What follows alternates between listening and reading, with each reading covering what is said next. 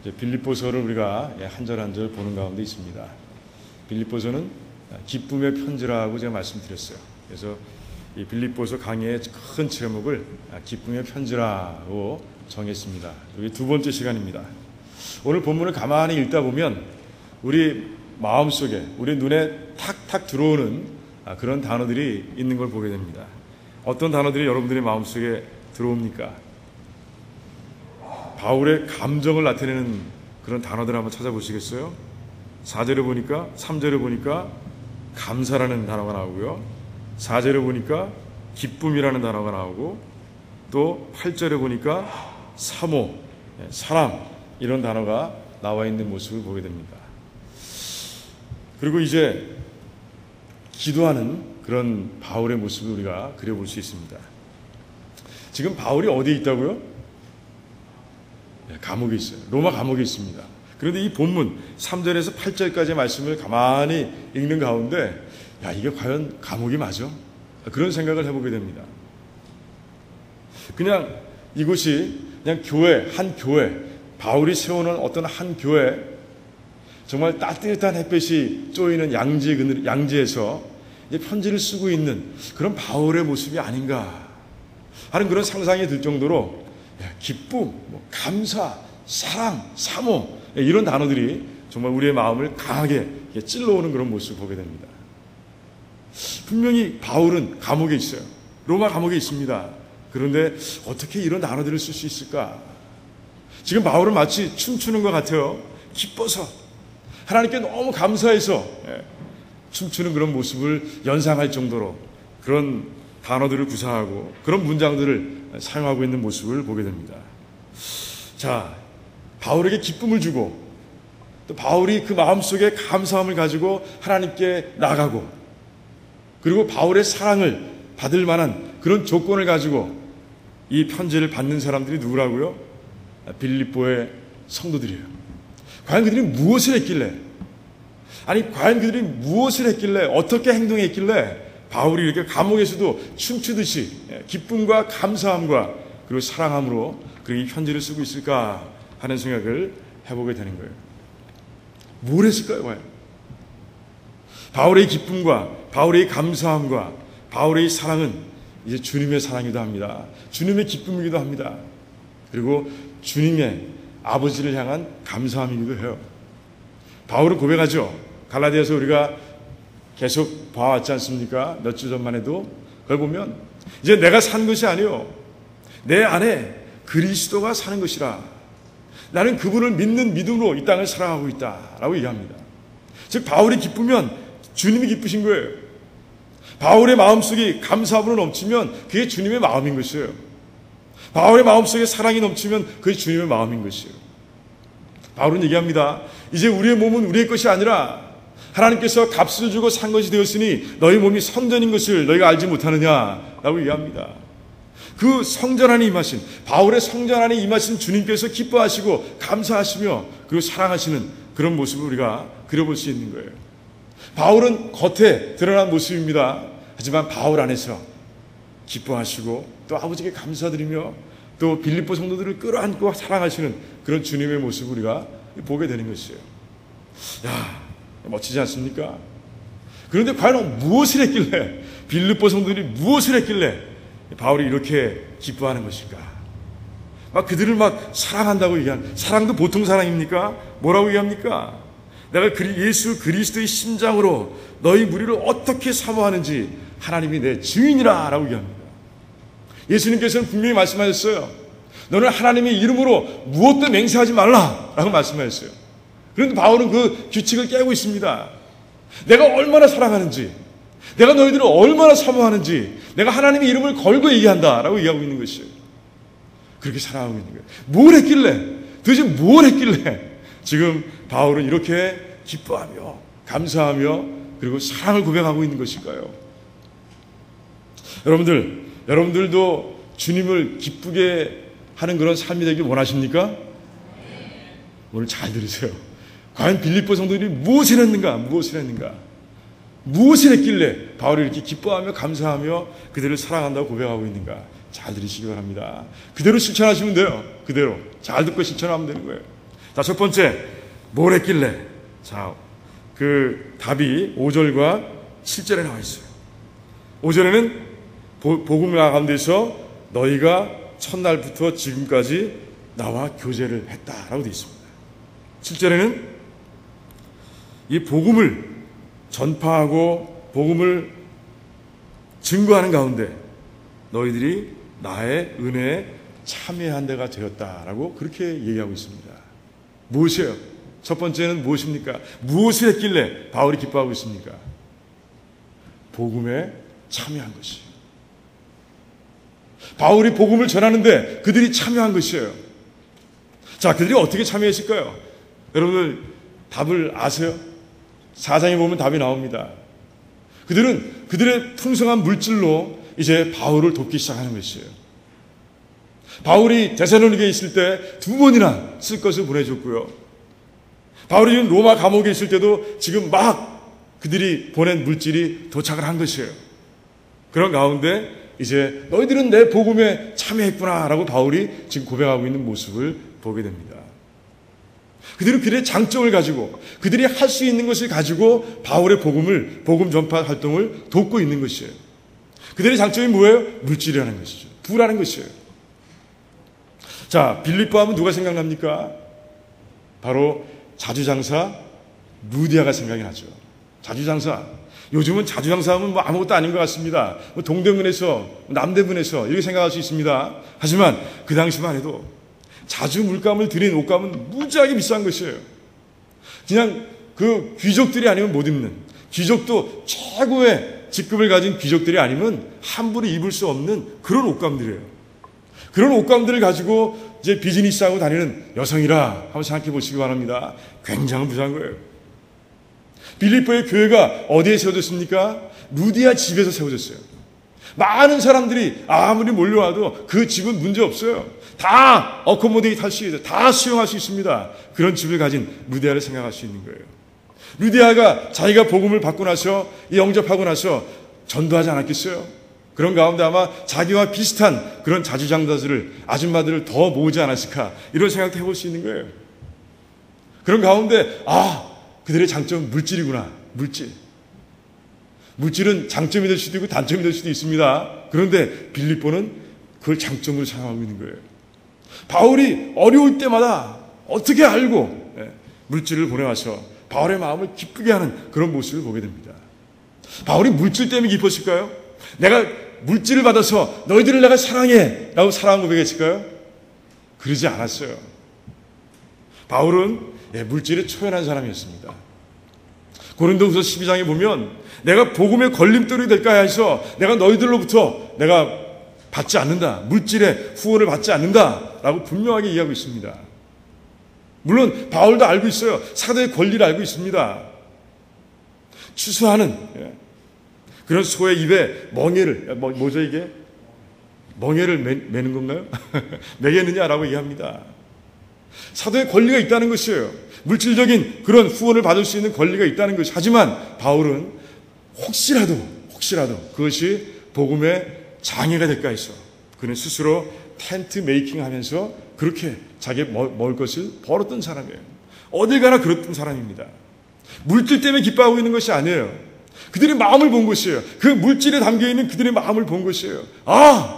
이들이 복음을 전하는 일을 이렇게 소중히 여기는 그런 모습으로 이제 변화되었구나.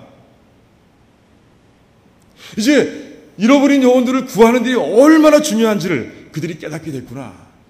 그래서 나에게 이 일을 하는 나를 돕기 위해서 이들이 이 물질을 보낸 것이구나 라고 바울은 지금 그것을 바라보는 거예요. 그 마음을 바라보고 이제 기뻐하는 것이에요. 하나님, 그들의 마음이 열렸습니다. 복음을 향해 열렸습니다. 주님, 감사합니다.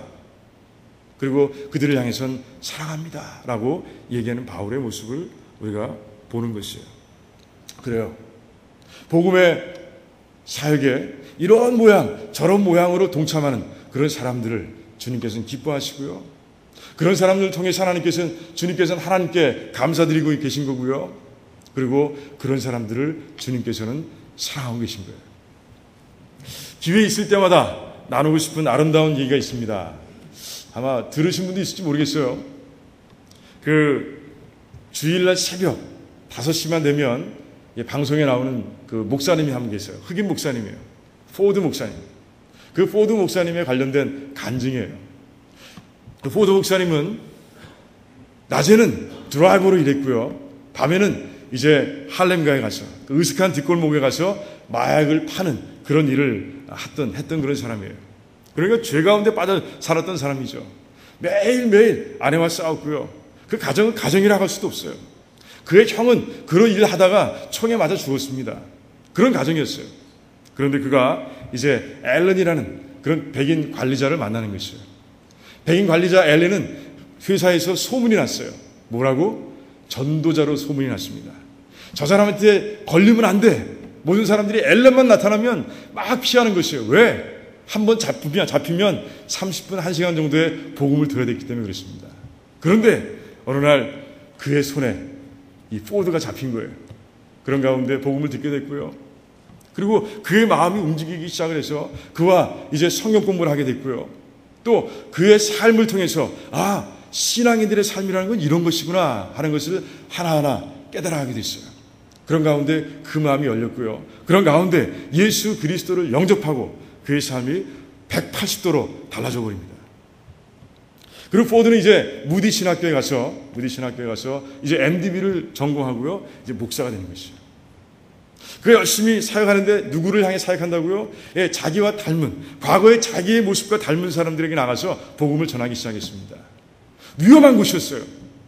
그는 배반자였습니다. 배신자였습니다. 하지만 그는 그 위험을 모두 다 무릅쓰고 감수하고 그리고 뒷골목을 다니면서 그 흑인들, 마약에 취해 있는 사람들, 마약거래하는 사람들, 그 사람들에게 과감하게 나가서 복음을 전하기 시작했어요. 그런 가운데 이제 교회가 세워진 거예요. 그렇게 목회 활동을 열심히 하는 가운데 이제 소식을 듣습니다. 앨런이 슬픈 일을 당했다는 거예요. 아내가 죽었다는 거예요. 그런 가운데 깊은 비에 빠져서 하루하루 지내고 있다는 그런 소식이 포드 목사님의 귀에 들려온 거예요. 포드는 기도했습니다. 하나님, 알렌은 내 생명의 그 은인인데 그 알렌을 어떻게 하면 위로할 수 있겠습니까? 라고 기도합니다. 어느 날 패스터 포드는 이제 전화통을 붙잡고 이제 앨런에게 그 멀리 타주로 이사간 앨런에게 전화합니다. 우리 이 시카고에 한번 오지 않겠느냐? 아무 생각하지 말고 그냥 바람 쐰다고 생각하고 오면 안 되겠느냐라고 얘기합니다. 앨런은 오케이 했습니다.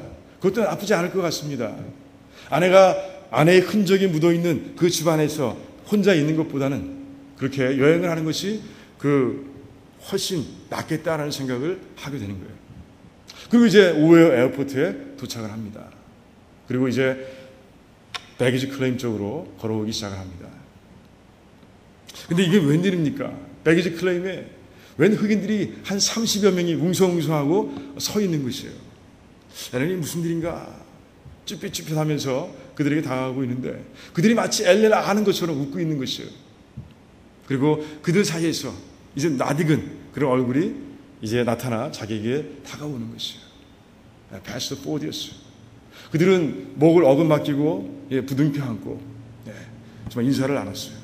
앨런은 눈물을 흘렸어요. 옛날이 생각난 거예요. 자기 아내와 함께 이 한 영혼을 구하기 위해서 그 바쳤던 모든 헌신들, 그 기쁨의 순간들을 그가 기억하면서 또 아내 생각이 나서 울기 시작한 거예요. 패스터 포드가 이제 그 몰래 와 있는 그런 흑인들을 가르치면서 이제 앨런에게 얘기합니다. 우리 앨런, 당신에게 소개할 사람들이 있습니다. 얘기합니다. 자, 나는 누굽니까? 당신의 영적인 아들입니다. 여기 있는 7명은 나의 영적인 아들입니다. 그러니 당신에게는 그랜선이 되는 거예요. 그리고 이 뒷줄에 앉아 서 있는 사람들, 이 7명이 또 나가서 전도에서 얻은 영적인 아들들입니다. 즉 당신에겐 그랜 키즈가 되는 것이에요. 그 말 듣는 가운데 앨런은 또 눈물을 흘리기 시작했어요. 이번에는 아내를 잃은 그런 슬픔에서 오는 눈물이 아니었어요. 하나님께서 자기를 통해서 이제 복음의 사역에 도구로 사용하시는데 이제는 자기가 세운 그 영혼이 또 나가서 다른 영혼들을 구하고 또 구해진 영혼들이 또 다른 영혼들을 구하는 그런 모습 가운데서 이제 한 일가를 이룬 그 장면을 바라보고 알레는 너무너무 감사해서 너무너무 기뻐서 그들이 나와 인종은 다르지만 다 사랑스러워서 그가 그렇게 눈물을 흘린 거예요. 얼마나 아름다운 얘기인지 모릅니다. 하나님께서는 패스트 포드를 통해서 슬픔에 잠겨있는 그 앨런을 그렇게 위로하신 거예요. 마치 감옥에 갇혀서 혹시 어려울지도 모르는 그 바울의 마음을 그 빌립보 성도들이 보내준 그 복음에 참여한 표시를 통해서 그 바울의 마음속에 기쁨을 주시고 하나님을 향한 감사의 마음을 다시 살리시고 그리고 그들을 사랑케 하셨던 그 모습처럼 하나님께서는 그렇게 패스트 포워드를 사용하셔서 앨런을 위로하신 거예요. 그래요. 그렇습니다. 복음에 동참하는 것, 복음의 사역에 동참하는 것, 그것은 바로 하나님께서 기뻐하시는 것이고요. 그리고 정말 하나님께서, 주님께서 여러분들을 사랑하는 그런 통로가 되는 것이에요. 여러분들은 무슨 장기가 있습니까? 어떤 장점들을 갖고 있습니까? 여러분들 너무 쓰지 않아서 녹슬어 있는 것 아니에요? 여러분들 그 장점을 가지고 이제 복음을 전하는 일에, 복음을 확장해 나가는 일에 동참하시기 바랍니다. 참여하시기 바랍니다. 그래서 정말 주님께서 여러분들을 볼 때마다 기뻐하시고 여러분들을 볼 때마다 아버지 하나님께 감사하시며 여러분들을 볼 때마다 두 팔을 펴서 야, 내가 너희들을 사랑한다. 그렇게 주님의 음성을 듣는, 그리고 그런 주님을 여러분들이 체험하는 그런 귀한 삶들이 되시기를 주님의 이름으로 축원합니다. 두 번째, 이제 두 번째 이유는 6절에 담겨 있습니다. 6절이 무엇입니까? 너희 속에 착한 일을 시작하신 이가 그리스도 예수의 날까지 이루실 줄을 우리가 확신하노라. 바울은 이 빌립보 성도들이 보내온 이 물질을 통해서 그 물질에 담겨 있는 그 빌립보 성도들의 영성을 본 거예요. 아, 성령 하나님께서 역사하시는구나. 이들의 삶을 통해서 성령 하나님께서 역사하시는구나. 성령 하나님께서 드디어 착한 일을 시작하셨구나. 이제는 그 일을 내가 주님 오시는 날까지 이제 성령 하나님께서 이루어 가시겠구나 하고 기뻐하고 있는 것이에요. 여러분, 믿음이 성도가 되었을 때, 신앙인이 되었을 때 여러분들이 신앙인이 된 것을 무엇으로 알 수 있습니까? 무엇으로 알 수 있어요? 어떤 마크가 나타나야 되는 것이에요? 어떤 표시가 있어야 돼요? 맞아요. 성령 하나님께서 역사하시는 표시가 여러분들의 삶 속에서 나타나야 되는 거예요. 그게 나타나지 않으면 우리는 의심해 봐야 되는 거예요. 내가 과연 구원받은 건가? 한번 생각해 볼 필요가 있는 것이에요. 지금 마크가 나타나고 있는 것이에요. 빌립보들 성도들 그 삶 가운데서 성령 하나님께서 역사하시는 그 마크가, 뚜렷한 표시가 지금 시작되어서 이제 바울의 눈에 보이기 시작하는 거예요. 그게 너무너무 감사한 거예요. 이 얘기는 또 무엇입니까? 주어를 바꾸면 이제 빌립보 성도들이 이제 마음을 열어서 성령 하나님을 받아들이기 시작한 거예요. 주님, 성령 하나님 오셔서 나를 다뤄주시옵소서. 나의 마음속에 이런 부담을 주시는데 이제 이 일을 시작할 수 있는 용기를 주세요. 주어를 바꾸면 그런 얘기가 되는 것이에요. 그 모습을 보는 것이에요. 주어를 바꿔가면서 그걸 보는 거예요. 성령님으로 주어를 넣다가 빌립보 성도를 주어로 넣다가 그런 가운데 바울은 지금 너무 기뻐서 너무 감사해서 춤출 것 같은, 날아갈 것 같은 그런 기분을 우리가 편지 가운데서 보게 되는 것이에요. 그래요. 주님께서도 마찬가지예요. 우리 믿는 성도들이 성령 하나님께서 역사하시는 모습으로 내가 신앙인이라는 것을 표시하게 될 때, 삶을 통해서 표시하게 될 때 주님께서는 바울처럼 기뻐하시는 거예요. 여러분들의 삶을 보고 기뻐하신다는 거예요. 저는 이런 웹사이트를 방문한 적이 있어요. charitywater.org. charitywater.org. 30세 미국 청년이, 스캇이라는 청년이 이제 아프리카에 비즈니스에 갔다가 그 비즈니스 현장에서 물이 없어서, 깨끗한 물이 없어서 고생하고 있는 그 아프리카의 아이들을 본 거예요. 그냥 지나갈 수도 있었습니다. 그런데 그 모습이 부담으로 콱 자기 마음에 박혀온 거예요. 그리고 그 장면들이 자기의 삶을 돌아보게 하는 거예요. 그들은 저곳에서 저렇게 살아가고 있는데 나는 뉴욕에서 돈을 좀 번다고 해서 좋은 직장을 가졌다고 해서 그저 파티하고 술 먹고 또 마약하고 그랬구나 하는 생각을 하고 그가 회개합니다. 돌아와서 이 직장을 다 내려놓고 이제 그들을 돕는 후원 사역을 시작합니다. 이제 제3세계 개발도상국가에 있는 아이들에게 우리가 깨끗한 물을 공급합시다. 이런 모토를 내걸고 그가 이제 자선사업을 시작한 것이에요. 그 자선사업을 하기 위해서 그가 웹사이트를 만들어놓은 그것이 바로 charitywater.org이라는 그런 사이트라는 것이에요. 제가 들어봤습니다. 그런데 그 전체 분위기하고 맞지 않는 그런 한 페이지를 제가 발견하게 됐어요. 한 꼬마 아이의 사진이 있었습니다. 그리고 In Remembrance of Rachel 이라는 그런 단어가 그 바로 옆에 그 표현이 적혀 있는 것이에요. 레이첼이 누군데 레이첼을 기려서라는 이런 표현이 있을까 하는 생각을 해봤어요. 그리고 그 페이지를 들어가 봤습니다. 들어가 봤더니 그 어린아이가 쓴 그런 냄새가 줄줄줄 풍기는 그런 패러그래프가 하나 있는 거예요. 거기 보니까 이렇게 적혀 있습니다. 저는 6월 12일이면 9살이 됩니다. 라고 적혀 있어요. 저는 생일을 맞으면서 우리 교회에서 우리 목사님으로부터 연간 100만 명이 넘는 아이들이 5살이 안 돼서 죽는다는 얘기를 들었습니다. 그 이유가 그 큰 이유가 물 때문이라고 하는 얘기를 들었습니다. 깨끗한 물이 없어서 위생적인 물이 없어서 그들이 죽어간다는 얘기를 들었습니다. 그래서 이번에는 제 생일을 조금 다르게 셀레브레이션 하려고 합니다. 제가 번역을 잘 못하게 셀레브레이션 하려고 합니다. 여러분들이 저에게 선물을 주지 마시고요. 저에게 9불씩을 도네이션 해주시기 바랍니다. 그러면 그 모인 돈을 가지고 제가 그들을 돕는데 이 체리티 워를 통해서 그렇게 돕도록 하겠습니다. 라고 써 있어요. 마치 어른이 쓴 것 같아요. 그런데 표현은 아이의 표현이에요. 제 모금액의 목표는 얼마? 300불입니다. 라고 적혀 있는 거예요. 그런데 6월 12일, 오늘 날짜가 며칠이죠? 8월 21일, 어저께 제가 봤으니까 2달이 훌쩍 지나갔어요. 그런데 아직도 남아있는 거예요. 그 사이트가, 그 페이지가. 그래서 조금 더 서치를 해봤습니다. 그랬더니 이런 아름다운 스토리가 그 뒤에 숨겨져 있었어요. 레이첼은 굉장히 그 어려서부터 하나님께서 기빙의 은사를 주신 것 같아요. 남을 돕는 일에 가장 앞서는 거예요. 매번 앞섭니다.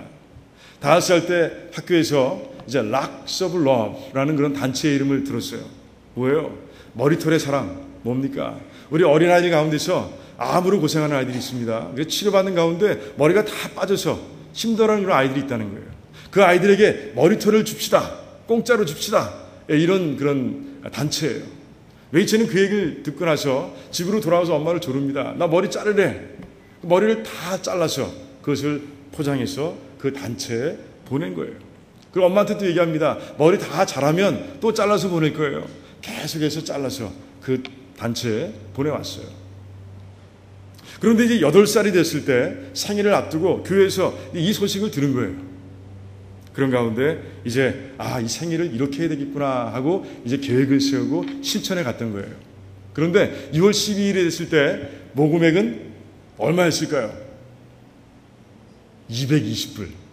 좀 모자랐어요. 좀 안타까운 마음이 있었던 것 같아요. 그래서 그 아이가 좀 실망하는 모습을 부모님들이 본 것 같아요. 하지만 그것도 좋은 하나님께서 주신 열매라고 생각하고 이제 그곳에 보냈습니다. 그런데 7월 20일 엄청난 사건이 일어납니다. 그 가족이 타고 가던 차가 10세대의 차가 충돌하는 가운데서 이제 얽혀서 충돌 사고를 겪게 되는 거예요. 차는 많이 부서졌어요. 그런데 자기 가족들은 다 멀쩡한데 이 레이첼만 중상을 입은 거예요. 병원으로 바로 실려갔지만 의식도 없었고 깨어날 가망이 없었어요. 3일 동안 지켜보던 부모는 이제 의사와 협의를 하고 어그리를 하고 이제 레이첼의 입에서 호흡기를 떼어냅니다.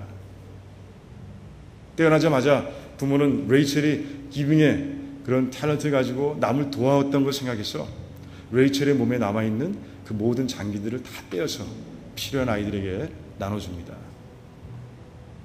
그 엄청난 사고의 소식을 듣고 그리고 또 레이첼이 이제 하나님의 품에 안기는 그런 모습을 본 교회 목사님과 성도들이 기도합니다. 어떻게 하면 우리 레이첼에게 멋진 선물, 마지막 선물을 줄 수 있을까 생각하다가 Charity Water의 담당자에게 전화를 거는 거예요. 시간은 지났지만 레이첼이 이런 형편에서 하나님 품에 안겼습니다. 제가 오늘부터 시작을 해서 23일부터 시작을 해서 이제 한 40여일 동안 이 레이첼의 이 사이트를 다시 한번 부활시켜 주시면 안 되겠습니까? 라고 얘기합니다. 흔쾌히 허락했어요.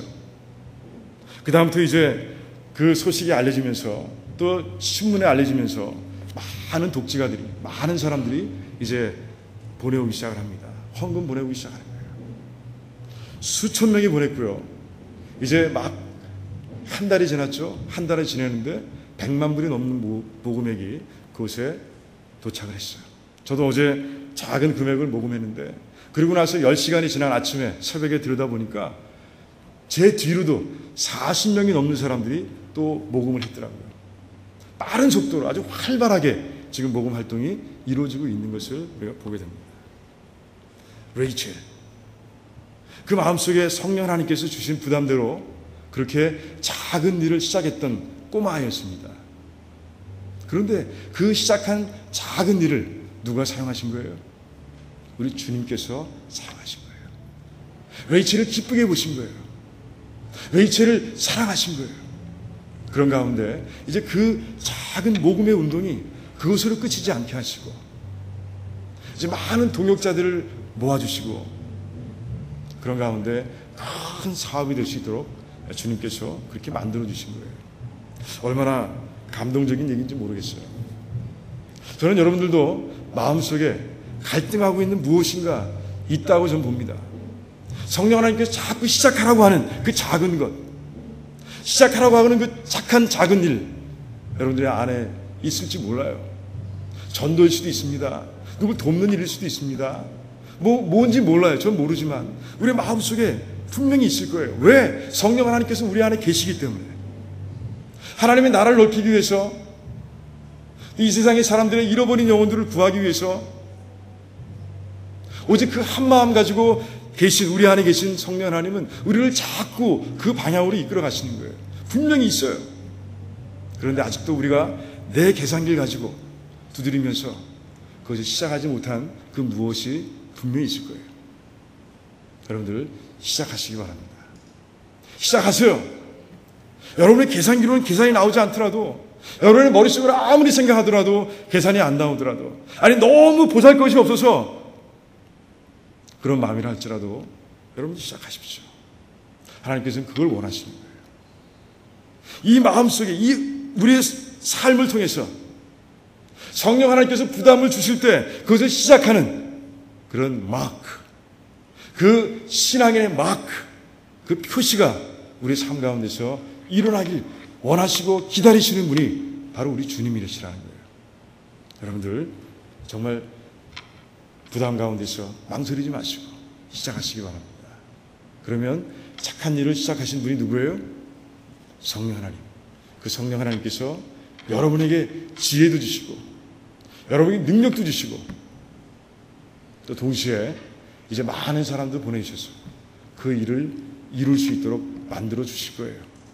그것만 믿으십시오. 그것만 믿고 가는 거예요. 그런 레이첼에게 하나님께서는, 주님은 정말 기뻐하셨고 그 레이첼을 바라보면서 사랑한다고 말씀해 주셨어요. 그 일을 시작하는 그 착한 일, 작은 일일지도 모릅니다. 큰 것일지도 모르겠습니다. 하지만 그 성령의 부담을 안고 그 성령님께서 내치시는 대로, 밀어내시는 대로 한 걸음 걷고 시작하시는 그런 여러분들을 통해서 하나님의 나라가 확장되고요. 또 그 여러분들을 통해서 많은 사람들이 정말 복음을 듣게 되고요.